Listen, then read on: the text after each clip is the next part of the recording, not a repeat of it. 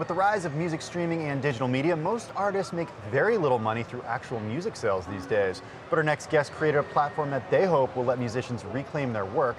Joining us now are Vezt co-founders Steve Stewart and Robert Menendez. Thanks so much for joining us, guys. Pleasure having us. Yeah. All right, so last month, of course, rapper Eminem said he was planning to do something similar. So explain what Vezt is and explain your monetization process and really how this works, because it's super disruptive and also a little complicated. It's a mobile app, and it allows fans to participate with the artist in buying little shares of their songs.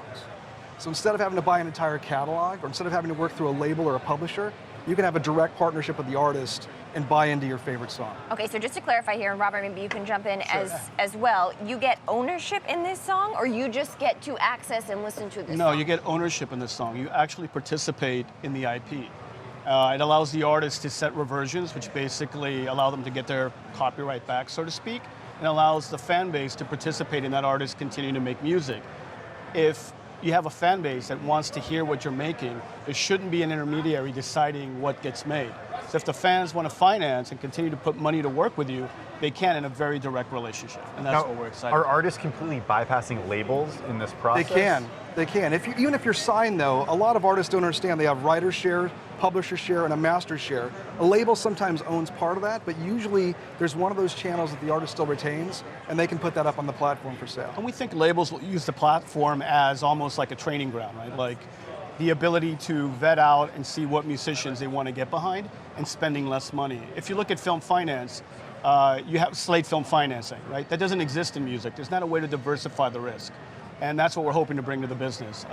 More money for the artist, participation from the fan base, and the ability for people around the IP to monetize themselves. Just like what happened in the financial markets in the late 80s, right? It became a consumer market. You had E-Trade, Charles Schwab. Before that, you couldn't buy one share of IBM. You had to buy a block through a broker, be accredited. Now you can actually buy one share on your phone in 2 minutes for free. So this allows fans and institutional investors and brands to come in and buy directly into the song versus going through an intermediary. Who are some of the artists that you've been working with that have expressed interest? So we're talking to DJ Khaled, we're talking to Bruno Mars, we're talking to a number of other artists that are Wu-Tang, we were just meeting with Tarif, their manager in LA. We want to empower, Apple has a value because they create that IP, right? That's the value that Apple has. Music is the only place where the IP is created away, right? And then given a different value by, say, the label or the publisher. We're going to monetize producers, writers, and artists to have freedom to create what their fans want to see. And we're bringing value back to the actual music. Because labels force feed something through the press, through marketing. Maybe you don't want that, but you see it all the time. This is a real organic way for artists to connect with their fans. So Robert, you mentioned writers, producers, and then the talent themselves, or the singers or songwriters, whomever it may be.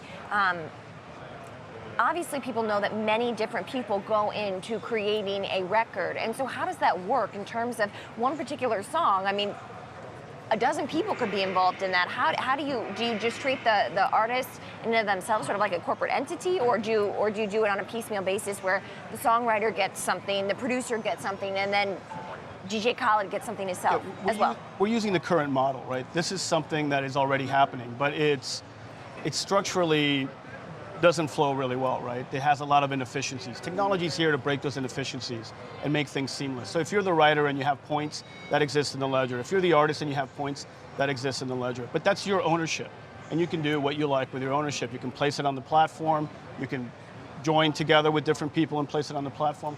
We work within those ownership rights. Steve, what's the price point on a share of a song? I mean, I'm sure there's a range, but I mean, what are you thinking that people should be paying? It's set by the artist. We let them control the range, and we're not selling it in shares. They can do a raise of $1,000 or $10,000 or $100,000 depending on what they want. And fans can buy in, just like you're buying a share of Bitcoin. You don't have to buy 1 Bitcoin or 3 Bitcoin. You can buy a fraction of it. So if you've got $5 or $10 or $100 you want to invest, you can put that into that song pile. The artist takes that back out based on the price point they set.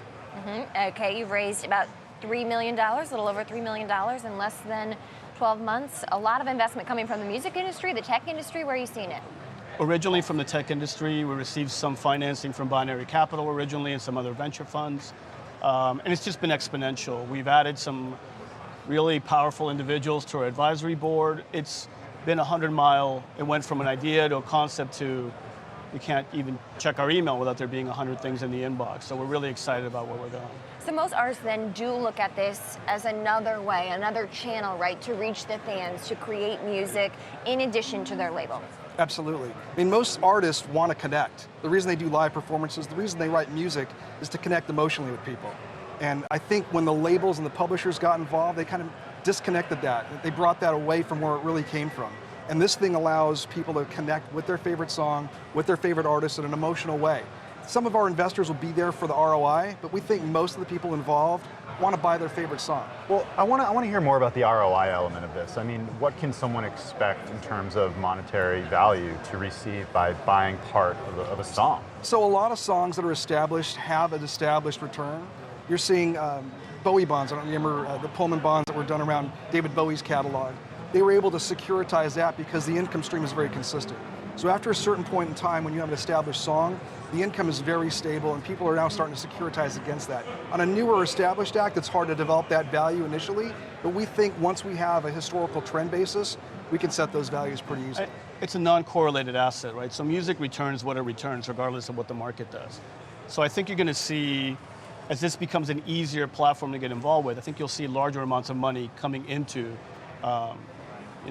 into this type of market, this type of investment. So we've heard too that Eminem wants to do this on his own. It was actually some of his early producers, and someone acquired the catalog from them. This goes back to the rights. These are multiple rights. So Eminem has ownership in his songs, but so does the producer, so does maybe a co-writer or someone else, right? And then these rights are owned individually. So if you own 2% of Eminem's song, you can do with that as you like as far as monetizing. Now you can't put the song in a movie or control the content, but you can definitely give the monetization piece to someone else to collect that revenue. So it would seem as if your pitch is that it allows for easier collaboration versus if an artist like Eminem wants to go out and do this on his own. Well, it allows the fans to touch that artist one-to-one. Right? The artist or the co-writer, the producer wants to make their shares available. Those fans can come in and say, I want to buy one piece of that, or 1% or 2% of that.